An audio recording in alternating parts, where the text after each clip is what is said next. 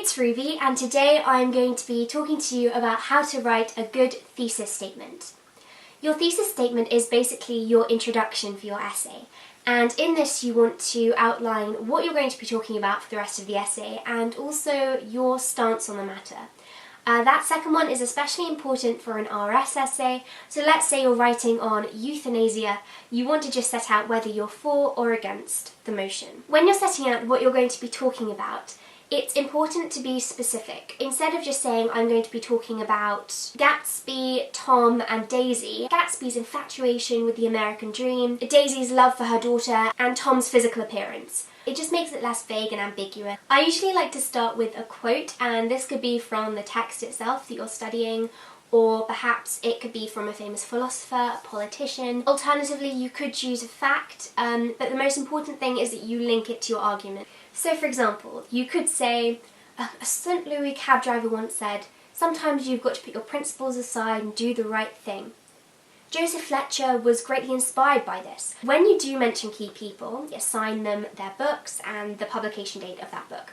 So if you're going to be talking about Richard Dawkins, say, in brackets, The God Delusion, 2006. Something I also recommend is using context, because this just gives your thesis statement a strong foundation on which you can build the rest of your argument. So if you're going to be talking about utilitarianism, for example, you might say, this arose in a time of great political reform in Europe. Of course, you had the French Revolution in 1789. Or if you're talking about euthanasia, you might say you've got the 1961 Suicide Act, which was passed, and then the 2015 Assisted Dying Act. And this just gives it a bit of backing, and it shows how it's still relevant. It's especially easy to do this with plays, and it does work quite effectively.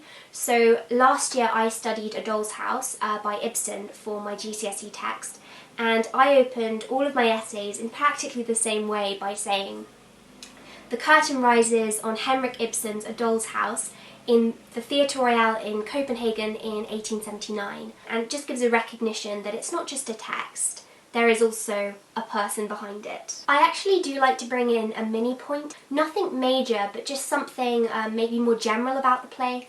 Or the book. So, for example, I'm doing The Winter's Tale at the moment, and in my introduction for this, I might reference its structure as a tragedy, and then how it changes into a comedy, and comment on that. So you can bring in one of your smaller points into your thesis statement, just so you start it with a bang, really. But the most important thing, I think, with your thesis statement is to be original. Don't follow this overtly. You do want it to obviously still be succinct. So with The Winter's Tale, I liked to use Blizzard vocabulary in my thesis statement, just to give it that extra oomph, really.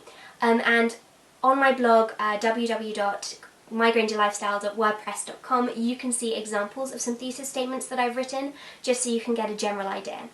So thank you for watching. I hope that you find this helpful and it helps you to write your thesis statements. Good luck to everyone who has examinations, and have a productive week.